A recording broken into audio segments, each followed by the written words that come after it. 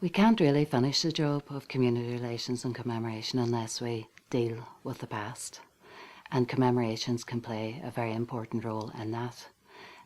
We need to accept and realise and recognise the violence of a decade, 1912 and 1922, had a lasting legacy on this island and helped to create the conditions for our latest convulsion, which we know as the Troubles. We have to also look at the interpretations of the events of that time, how we have interpreted history, the different versions of history there. It's really important for us to understand, not to blame and shame, but rather how do we start to unpack that decade in order to work through our more recent unresolved issues, which are alive as much as they were in that decade. Unfortunately, we still have some areas that memorialise sites of memory, and that is against the idea that we build shared space. It creates contested space, it creates hurt, and it can create re-traumatise and create ill feeling. And I think that has to be challenged, and there has to be policy put in place, because the more memorialisation and the sites of memory that aren't officially sanctioned, but nothing's done about them. The public or local authorities need to take the lead on memorialisations as well. They have been hugely problematic and they have created more contested spaces.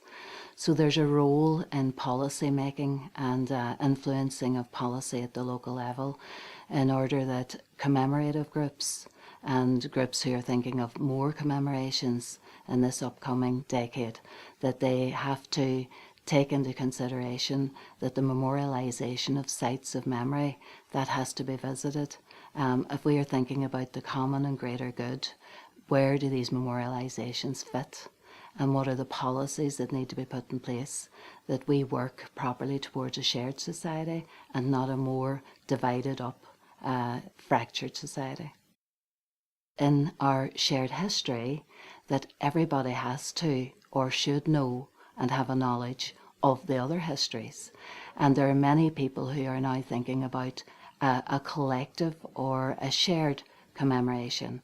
How can we do things differently in the 21st century that actually breaks that cycle of sectarianism and the mindsets and the psyche that we have lived with for so long, that has created this very divided society?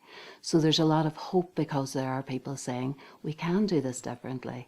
And the Queen recently, in her visit to Dublin and other high profile events, have proven that we can think bigger than ourselves, that we can be creative, and that we can be an inclusive society. I think we all have a role to play in the way that we form leadership into the future. Young people deserve a different future, and they deserve a better, different, creative society where they can work, play, socialise and live together without fear. I think that we have a responsibility to help them in achieving that. We can't do it alone, and we can't do it just as peace builders or the do-gooders. It has to be everybody's responsibility to look to the future for the young people. In relation to commemorations and commemorative events, it's going to be a challenge, but it's also going to be a unique opportunity to allow young people to ethically unpack the past, not to blame and shame, but to understand where they have come from, what has shaped their narrative, what has shaped their story, and how we can create maybe a different story into the future.